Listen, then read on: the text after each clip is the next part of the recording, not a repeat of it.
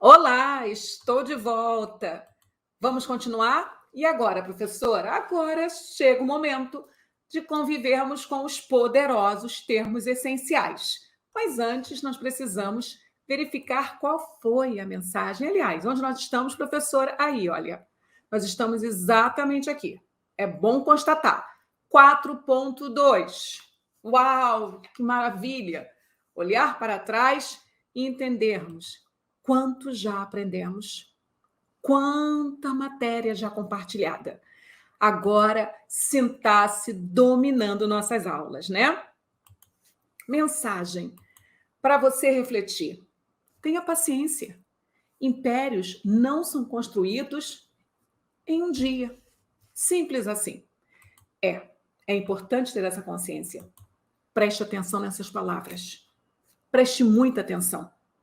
Porque é muito comum meu candidato a concurso público ser muito ansioso. Você é ansioso? Você é ansiosa? Você acha realmente que seu conhecimento ele é construído em estalar de dedos? Não. Se o natural é construir um pouquinho a cada dia, por que você quer o atípico, o impossível? Contra fatos não há argumentos.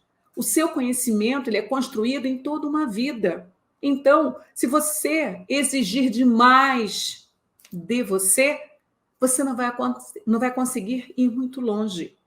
Essa mensagem é para você que acha que não vai conseguir. Essa mensagem é para você que acha que não vai dar. Vai dar, vai conseguir, se você respirar fundo e entender que tudo tem seu tempo. O que eu não posso, professora, parar. Essa constância vai levar você exatamente para onde você quer ir. Constância. E preste atenção, é o seu tempo, é a sua história. Pare de olhar para o colega e tirar conclusões. Ele estuda muitas horas, ele pode. Eu não tenho esse tempo todo, não há salvação para mim. Pare de comparar-se com uma outra pessoa. A única pessoa que você efetivamente precisa vencer é você mesmo. Se há alguém que pode sabotar sua vitória, sabe quem é? Você mesmo. Então, persistir é fundamental. Ter constância é o necessário. E lembrar, tenha paciência. Impérios não são construídos em um dia. A sua vitória também não será. Se você está agora aqui ouvindo esta aula, acredite, você já foi muito longe. E eu quero que você entenda definitivamente que a ansiedade vai sabotar o seu projeto. Eu sei que é fácil falar, professor, é muito fácil falar. Calma, eu só preciso falar para você que tudo vai dar certo. E a consciência de que eu estou ansioso, a consciência de que eu estou ansiosa, já é um grande passo. Porque se há consciência agora, é hora de corrigir, sabendo que a ansiedade não vai somar. Pelo contrário, vai dividir. E império que se divide, tomba. Ok? Então volte para o jogo, seja profissional e saiba, acima de tudo, que com o tempo que você tem, é com esse que você vai vencer. Professora, o que já vimos? Tópico 1. Tópico 2. Tópico 3. E onde nós estamos? Aqui, em sentar-se no poder. Nós já vimos as diferenças entre frase, oração, período. Já conversei com você sobre a matemática da sintaxe. Apresentei os termos oracionais. Ajudei no processo de memória usando a metáfora do edifício e deixando claro quem mora em qual andar. Então, depois desse momento, eu fui para mais uma aula e na aula seguinte eu demonstrei todas essas relações estabelecidas nos termos oracionais logo dentro de uma oração. E aí, é neste momento que nós vamos conhecer e estudarmos com mais matemática, com mais cientificidade, o primeiro termo essencial. Agora é hora do poderoso. Nós vamos agora entendermos um pouquinho sobre sujeito. E você, já parou para pensar em quem é o sujeito nessa história? Nós já vimos que ele é um morador lá da cobertura. Vimos que ele é um termo essencial, fundamental. E agora você terá a consciência de que sujeito é o termo de quem se declara algo. Mas eu preciso que você também lembre-se que o predicado vive coladinho ao sujeito. Termos essenciais. Os termos essenciais da oração são dois: o sujeito e o predicado. É um termo, em torno desses dois elementos que as orações são estruturadas. Então, quando se fala em oração, imediatamente você deve trazer em mente esses dois essenciais. O elemento a quem se declara algo é denominado sujeito. Na estrutura da oração, o sujeito é o elemento que estabelece a concordância com o verbo. Por sua vez, o predicado é tudo aquilo que se diz sobre o sujeito. Ok. Vamos bater um papo com relação ao que já foi compartilhado. Dois termos essenciais, já sei. Primos muito ricos. Legal. Agora, quais são as funções desses protagonistas dentro desse ambiente chamado oração? Sujeito é de quem eu falo. Predicado é o que é falado. Ficou claro? Simples assim? Sujeito é de quem eu falo. Predicado é exatamente o que é declarado. Em cima deste conceito, sujeito, e desse conceito, predicado, eu quero que você agora mergulhe na classificação do sujeito. Esse sujeito, sim, ele terá classificações, da mesma forma que o predicado também apresentará classificações. Ok, professora, e quais são as classificações de um sujeito? Primeiro, entender que um sujeito ele classifica-se em 4 momentos. 4. Já houve época de ser 5. Hoje, nós preferimos a classificação desses nomes. O sujeito pode ser simples, composto, indeterminado e inexistente. Antigamente, você lembra que existia o tal sujeito oculto também? Ainda há gramáticos que respeitam o sujeito oculto. Ainda há gramáticas trabalhando com sujeito oculto. Mas hoje, a corrente majoritária é colocar o sujeito oculto dentro do sujeito simples. Faz todo sentido e você verá. Agora vamos começar esse bate-papo. Sujeito simples, composto, indeterminado e inexistente. Eu quero que você entenda que título não é enfeite. Esses títulos são lanternas para clarear o seu caminho dentro de um túnel. Pense assim: por que alguém chamou sujeito simples? Faz sentido para você entender que o sujeito simples é aquele formado por um núcleo, um único núcleo? Pois bem, é exatamente isso, quando apresenta um núcleo. Mas, professora, eu não lembro o que é núcleo. Núcleo, meu aluno, é sempre substantivo ou palavra substantivada. O módulo de morfologia já foi o tópico 3. Se você ainda não dominar classe gramatical, se você ainda não dominar alguns conceitos de morfologia, vale a pena parar a nossa aula e revisar principalmente substantivo, adjetivo e verbo. Essas 3 classes vão aparecer aqui com muita constância. Ok? Então, sujeito simples, sem rodeios, é o sujeito constituído por um único núcleo, uma base substantiva ou palavra substantivada. Se você entendeu bem o que é sujeito simples, vai entender tranquilamente quando o sujeito é composto. Ele será composto quando for constituído por mais de um núcleo. Ok? Professora, cadê os exemplos? Calma, eu só estou apresentando para que você entre no mundo da oração, do termo oracional sujeito, para daqui a pouquinho apresentar isso com mais critério para você. Ok, sujeito simples, único núcleo. Sujeito composto, mais de um núcleo. E quando que o sujeito é indeterminado? Preste atenção no nome. O que significa algo determinado para você? Algo claro, professora? Ok. Logo, o que é algo indeterminado? Falta clareza, né, professora? Sim, é algo impreciso.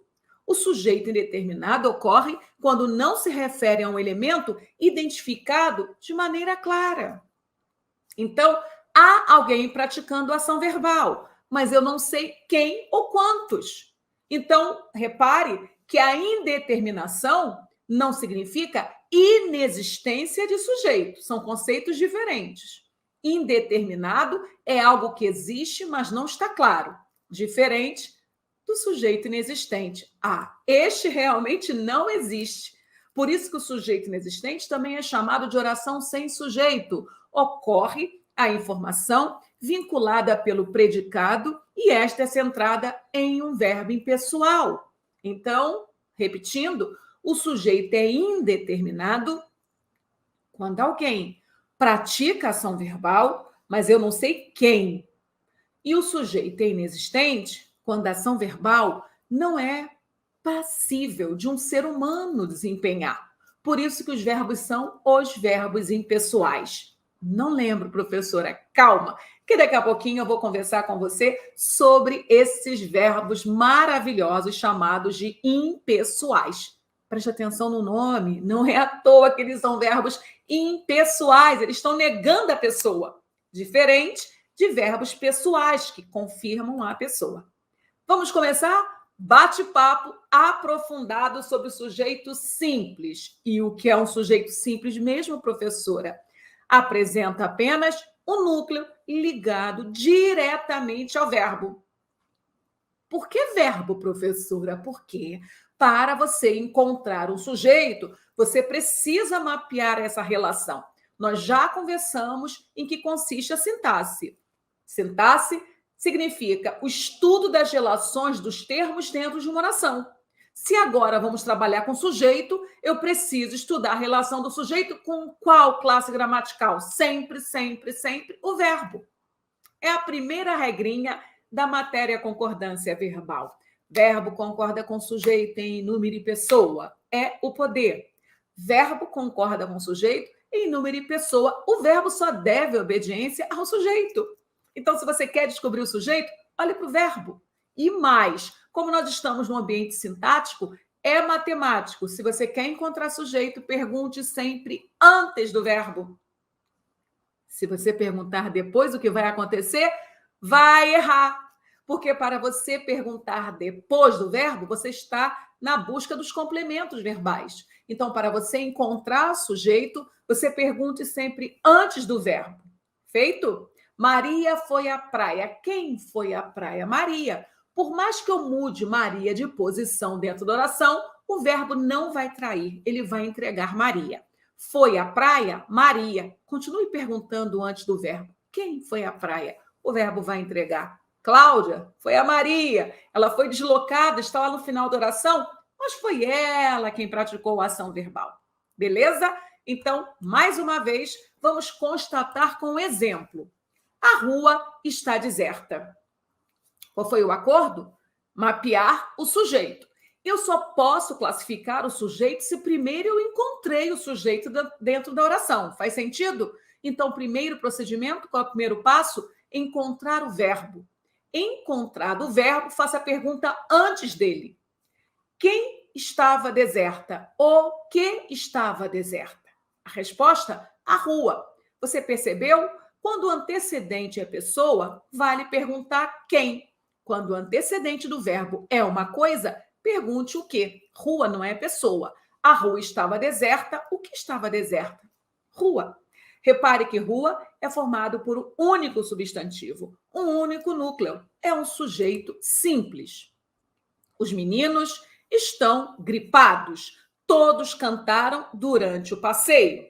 Primeira pergunta: quem está gripado? Resposta: os meninos. Vocês perceberam que a pergunta pode ser feita no singular. Não há problema, ela é só uma estratégia para localizar o sujeito. Feito? E o sujeito, os meninos. Eu sei que há duas palavras, mas só uma é substantivo. E é exatamente essa palavra que é o núcleo. Meninos. Quantos substantivos há? Um só. Um núcleo só, sujeito simples. Todos cantaram durante o passeio. Primeiro passo, localizar o verbo, cantaram. Segundo passo, perguntar antes do verbo para localizar o sujeito. Quem cantou? Todos. E terceiro passo, agora sim, diante do sujeito, pode classificar. Quantos núcleos há? Um só. Então, sujeito simples. Pare tudo, professora. Pare tudo. Por quê? Todos não é substantivo, Cláudia. Todos é um pronome indefinido. Repare o contexto. Respeite o moço. É o contexto que determina isso, né? Todos, nesse momento, é um pronome substantivado. Ele está no lugar do nome. Então, ele recebeu aquela procuração com plenos poderes. Em que aula mesmo a professora falou sobre isto? Pronome, que foi a última classe gramatical dos estudos do terceiro tópico, morfologia. Exatamente. Existem pronomes adjetivos que acompanham o substantivo e existem os pronomes substantivos poderosos, como esse em questão. Então, neste momento, este pronome que nós estamos vendo em tela, todos, é o tal pronome que recebeu a procuração do substantivo e agora desempenha papel de substantivo. E se ele desempenha o papel do substantivo, ele recebe todos os benefícios de um substantivo. Então, em sintaxe, ele passa a ser núcleo, e núcleo do poder do sujeito. Ficou claro isso? Beleza? Ok, então vamos continuar, porque existem mais classificações. Se você entendeu o sujeito simples, claro que você vai tirar de letra esse sujeito composto, que é aquele formado por mais de um núcleo ligado diretamente ao verbo. Ok? Ok, professora, mande o exemplo. Tênis e natação são ótimos exercícios.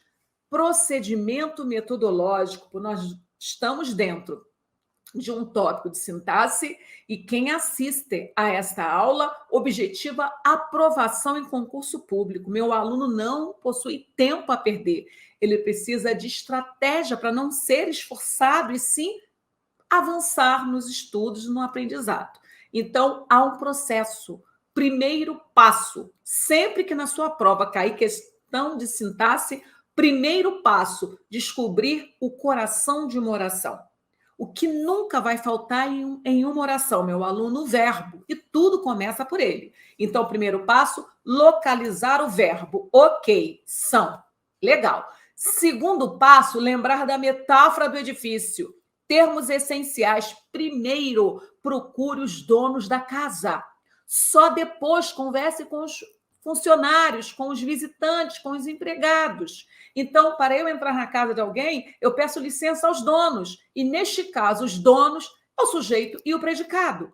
Então, depois que você localizou o sujeito, localizou o verbo, trate de identificar o sujeito. E como eu faço isto, Cláudia? Procedimento 2, perguntando antes do verbo. O que são ótimos exercícios?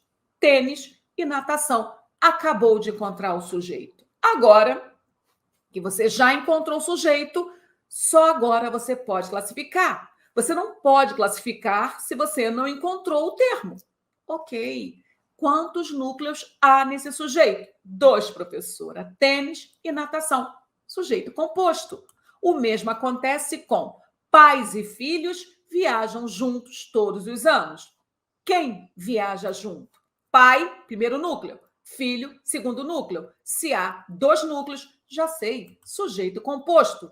Chegaram 6 ou 7 clientes. Você percebeu? Vamos aplicar com toda a calma o processo, porque o processo é o poder. Primeiro passo, localizar o verbo. Chegaram. Segundo passo, perguntar antes do verbo. O que chegou? Ou quem chegou? 6 ou 7 clientes. Você percebeu? Mesmo o sujeito estando deslocado, o verbo entrega de bandeja. Quem chegou? 6 ou 7 clientes, Cláudia. Ok, já sei que existem 2 núcleos, 6 ou 7 clientes. Na verdade, 6 clientes ou 7 clientes. Você percebeu? Fique esperto, porque tudo isso vai cair na sua prova. E desta forma, mudando e quebrando paradigmas. Ok, se há 2 núcleos, já sei que o sujeito é composto, molezinha, podemos avançar. Agora, vamos dobrar as atenções, ou melhor, triplicar, porque cai mesmo em provas. Sujeito simples, importante. Sujeito composto, importante. Sujeito indeterminado, importantíssimo. Você já aprendeu quanto usar superlativo na língua portuguesa, né? Entregar quinta potência é muito importante, sujeito indeterminado. Então, vamos pelo início. Professora, o que é um sujeito indeterminado? Vamos buscar esse conceito para que tudo fique claro para você. Sujeito indeterminado é aquele no qual não é possível identificar um referente explícito na oração ou no contexto do enunciado. Para a flexão verbal, pode ser construído por 2 pontos, vamos daqui a pouquinho avançar. Mas antes, eu quero que você entenda essa matemática de quando o sujeito é de fato indeterminado. Indeterminado, eu já sei, existe, mas eu não consigo descobrir, professor. Ou você não consegue descobrir, ou você está inviabilizando que alguém descubra. Não entendi. Vamos juntos. Se eu falar para você, roubaram a padaria da esquina, roubaram a padaria da esquina? Primeira pergunta: houve alguém praticando essa ação verbal? Sim, professora. Ok, então já sei que é sujeito. Legal? Segunda pergunta: você sabe quem roubou a padaria da esquina? Não, professora. Eu sei que alguém roubou, mas eu não sei quem. Ok, você não sabe quem nem quantos. Exatamente porque o verbo apresenta-se na terceira pessoa do plural, que é marca de indeterminação de sujeito. Roubaram a padaria da esquina, eu sei que alguém praticou esta ação, mas eu não sei quem. Então, esse sujeito existe, mas ele não está claro. Por ele não estar claro, eu não vou anunciar nem sujeito simples, nem sujeito composto. Eu sei que ele existiu, então não vou falar que ele é inexistente. Eu só vou falar que o sujeito é indeterminado. Até aqui ficou claro? Então, essa indeterminação ela vai acontecer pelo verbo na terceira pessoa do plural ou na terceira pessoa do singular mais a partícula C. Demonstre, professora. Precisa-se de professores na escola. Precisa-se de professores na escola. A pergunta é: há alguém precisando de professores? Sim. Você sabe quem? Não, não sei. Você sabe quantos? Também não sei, professora. É porque o sujeito está indeterminado. Precisa-se de professores. Alguém está precisando, mas eu não sei quem. Você não sabe quem, porque a estrutura oracional não possibilita. O sujeito existe, mas ele está indeterminado. Até aqui reinando a paz, ok? Então, vamos encurtar. Sujeito indeterminado é exatamente este que existe, mas não está claro. E ele vai se apresentar de 2 maneiras. Primeiro, verbo transitivo direto na terceira pessoa do plural. Exemplo: anunciaram a morte do prefeito. Quem anunciou? Não sei. Mas há alguém anunciando? Há. Então, para fecharmos essa conta, a pergunta é: o verbo está na terceira pessoa do plural? Sim, professora. 10. Sujeito indeterminado sempre? Calma. É aí que eu peço calma a você. Porque o meu aluno, ele adora regrinhas para decorar e achar que a fórmula mágica vai acontecer sempre.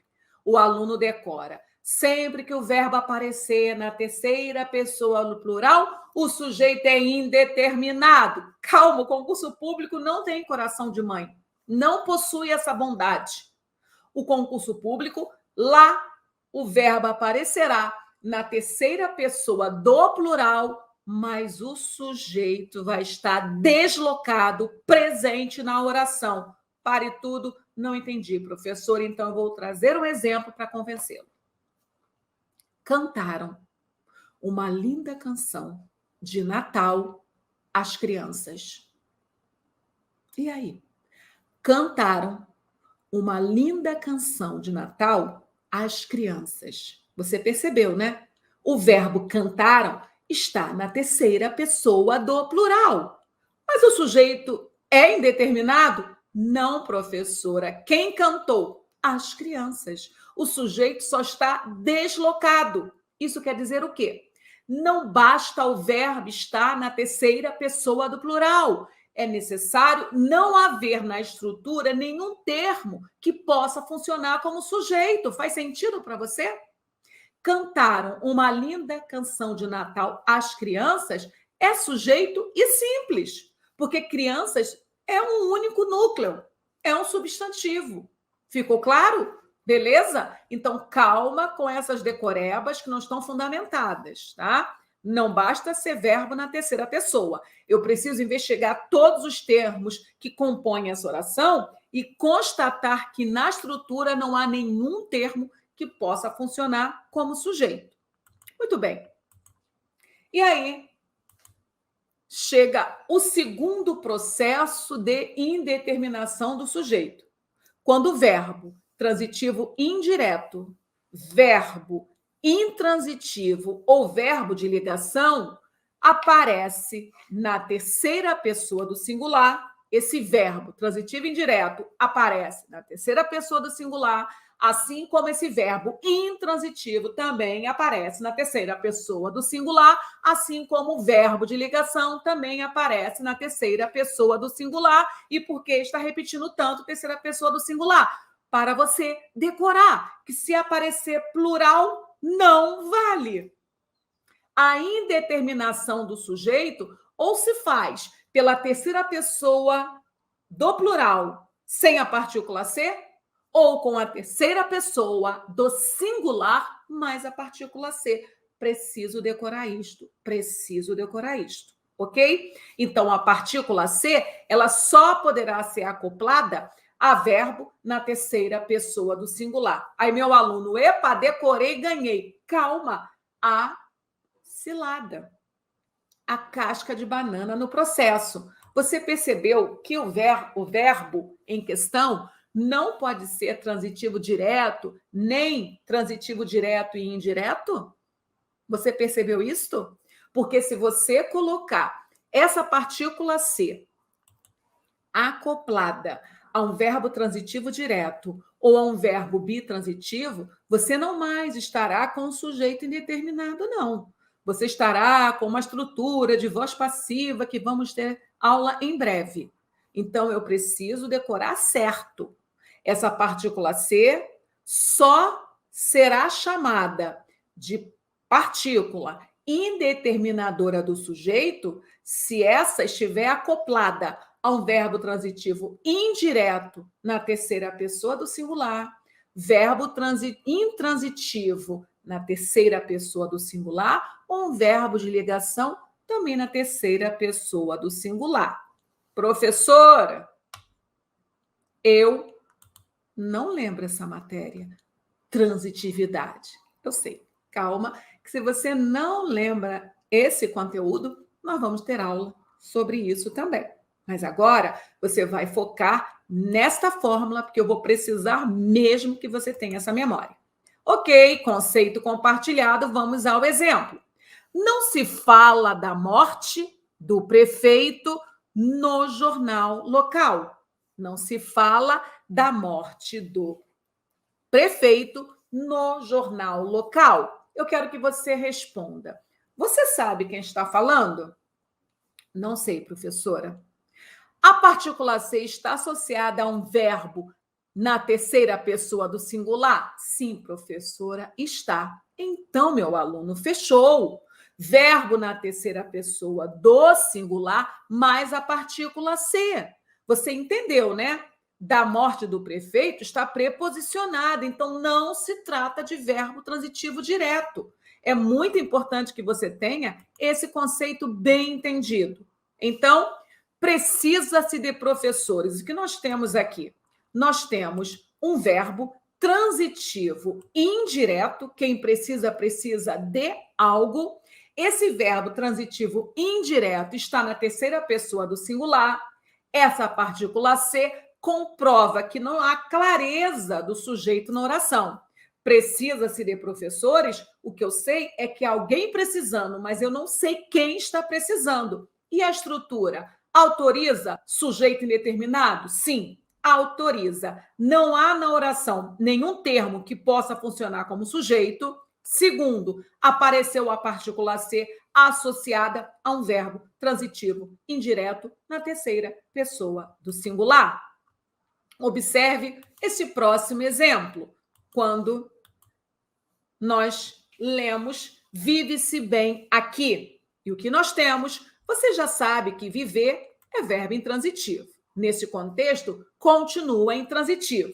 Está na terceira pessoa do singular. Essa partícula C, realmente, ela é um PIS. Cláudio, o que é PIS? PIS é o apelido que nós, concurseiros, damos a essa partícula ou a esse pronome indeterminador do sujeito. Esse PIS só aparece dentro desta aula. E esse PIS, no futuro, vai brigar com o tal PA, partícula passivadora, que é aula futura, mas vamos ficar focado aqui. Esse PIS, esse pronome indeterminador do sujeito, ele faz todo sentido, porque você vai procurar o sujeito e ele vai estar indeterminado. E não para nesse exemplo. Ainda há este exemplo. Está-se feliz? Feliz é um estado que faz de estar um verbo de ligação. E aí, verbo de ligação na terceira pessoa do singular, mais a partícula C. Que sujeito há? Sujeito indeterminado. Até aqui, ficou claro para você? É muito importante que você não fique ansioso, que você não fique ansiosa. O sujeito indeterminado merece atenção triplicada porque ele cai muito. E você já entendeu, né? Ele cai muito nas provas porque ele é muito rico, mas sem complicação. Sujeito indeterminado é aquele que existe, mas não está claro.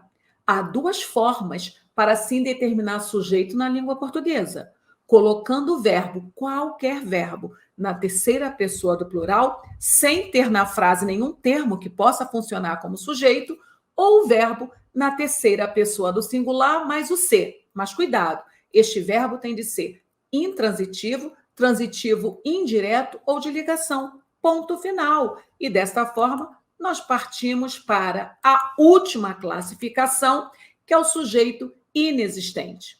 Também chamado de oração sem sujeito, esse ocorre quando a informação vinculada pelo predicado está centrada em um verbo impessoal. Por isso, não há relação entre sujeito e o verbo.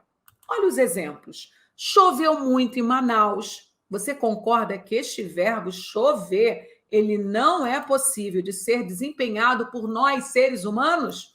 É um verbo fenômeno da natureza, chamado de verbo impessoal.